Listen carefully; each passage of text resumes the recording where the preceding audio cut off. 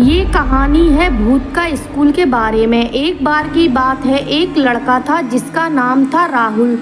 राहुल एक साहसी लड़का था। उसे भूतों पर विश्वास नहीं था।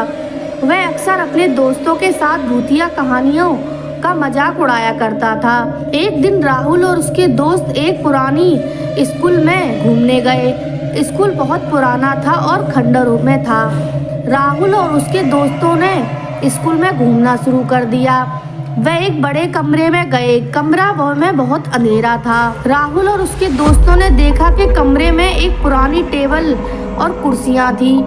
उन्होंने देखा कि टेबल पर एक कागज का टुकड़ा पड़ा था। राहुल ने कागज का टुकड़ा उठाया और पढ़ा। कागज पर लिखा था, ये स्कूल भूतों से भरा हुआ है।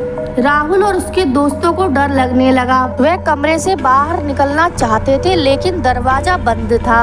उन्होंने दरवाजा खोलने की कोशिश की लेकिन दरवाजा नहीं खुला। डर के मारे वे सब चिल्लाने लगे लेकिन कोई सुन नहीं रहा था। वे कमरे में फंस गए थे और डर से कांप रहे थे। अचानक उन्होंने एक आवाज सुनी।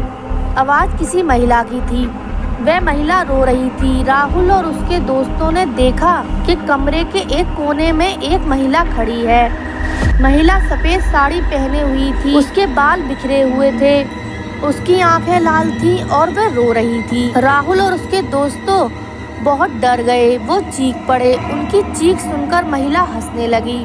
महिला ने कहा, तुम सभी मेरे भूत के स्कूल में आए हो, अब तुम यहाँ से नहीं जा सकते। राहुल और उसके दोस्तों को बहुत डर लग रहा था। वे नहीं जानते थे कि आगे क्या करना है। अचानक दरवाजा खुल गया। राहुल और उसके दोस्त तुरंत बाहर निकले और वे बहुत खुश थे और उस भूतिया स्कूल से बाहर आ गए। उनकी जान बच गई थी, इसलिए वो लोग बहुत खुश थे। साथ ही उन्होंने ये सीख लिया कि भूतों के साथ मजाक करने का नतीजा क्या हो सकता है। उन्होंने फिर कभी भी उस स्कूल में कदम नहीं रखा।